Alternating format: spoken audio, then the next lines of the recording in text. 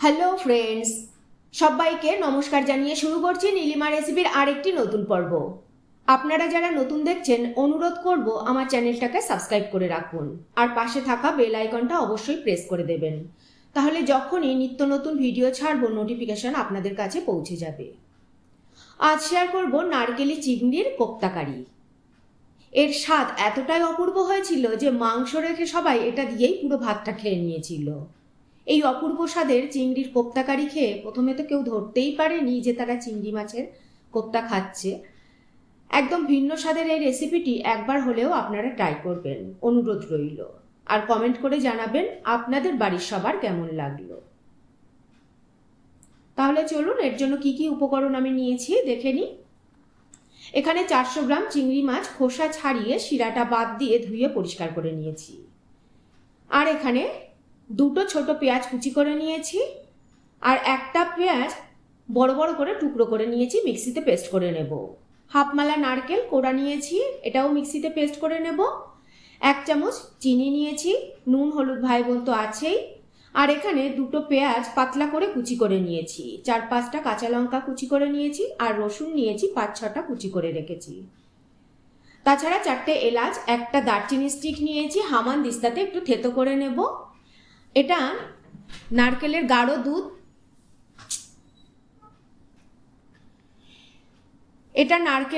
গাঢ় দুধ, নারকেল মিক্সিতে দিয়ে ঈষদুষ্ণ গরম জল দিয়ে একটু পেস্ট করে এই গাঢ় দুধটাকে প্রথমে বের করে নিয়েছি, আর সেকেন্ড বার আবারও একটু জল দিয়ে নারকেলটাকে পেস্ট করে দুধটাকে বের করে নিয়েছি। এটা ওই জন্য একটু পাতলা হয়েছে।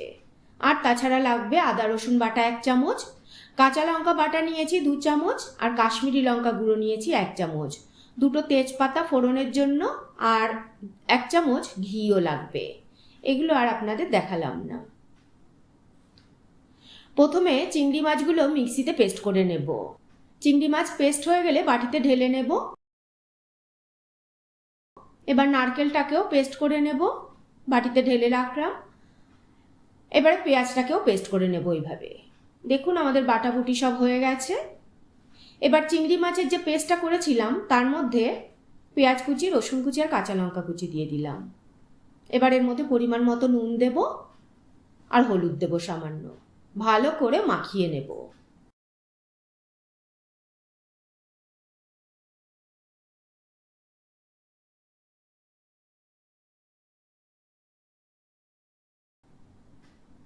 এবার এদিকে কড়াইতে প্রায় হাফ কাপ মতো সাদা তেল দেব।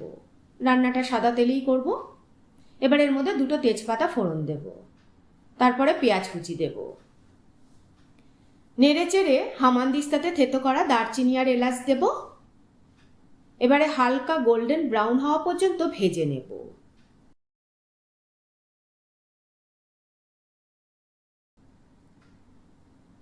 পেঁয়াজ ভাজা হলে এবার এর মধ্যে আদা রসুন বাটা দিয়ে দেব, কষিয়ে নেব ভালো করে।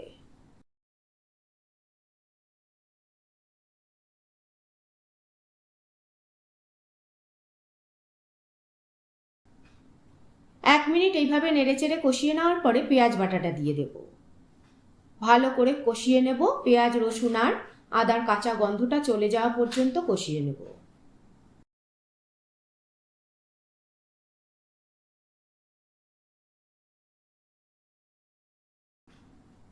এবার এর মধ্যে কাঁচা লঙ্কা বাটা দেব, নারকেল বাটা দেব, কাশ্মীরি লঙ্কা গুঁড়ো দেব, আর নুন আর চিনি দেব সামান্য। ভালো করে কষিয়ে নেব আবারও।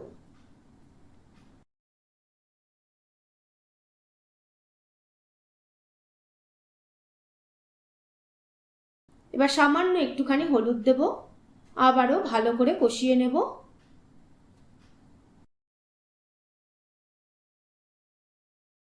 মশলা থেকে দেখুন তেল ছাড়তে শুরু করেছে। মশলা আমাদের খুব ভালো করে কষানো হয়েছে। এবার নারকেলের দুধগুলো দিয়ে দেব।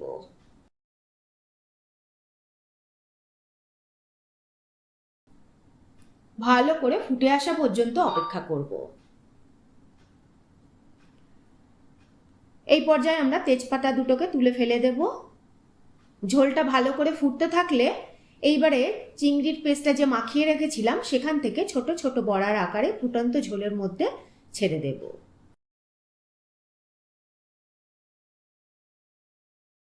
এইভাবে সমস্ত বড়াগুলোকে ঝোলের মধ্যে দিয়ে আমি ফিরে আসছি।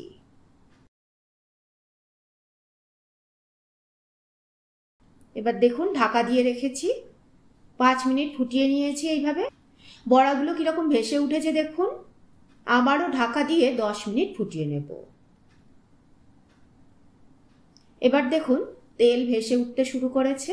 এই পর্যায়ে আমি গরম মশলা গুঁড়ো ও চেরা কাঁচা লঙ্কা দিয়ে দেব। আবারও নেড়ে চেড়ে ঢাকা দিয়ে 1 মিনিট ফুটিয়ে নেব। আবার ঢাকা খুলে 1 চামচ ঘি ছড়িয়ে আবারও ঢাকা দিয়ে 1 মিনিট রান্না করে নেব। ব্যাস, তাহলেই রেডি হয়ে যাবে আমাদের নারকেলি চিংড়ির কোপ্তা কারি।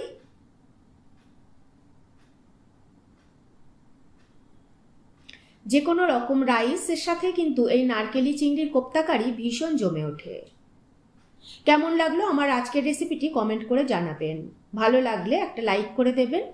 আপনাদের একটা লাইক আর কমেন্টই পরবর্তী ভিডিও বানাতে আমাকে উৎসাহিত করবে। আজ তাহলে এই পর্যন্তই। আবারও হাজির হয়ে যাব নতুন কোনো রেসিপি নিয়ে, নতুন কোনো পর্বে। ভালো থাকবেন, সুস্থ থাকবেন সবাই। আর অবশ্যই লাইক, কমেন্ট, শেয়ার করতে ভুলবেন না। নমস্কার।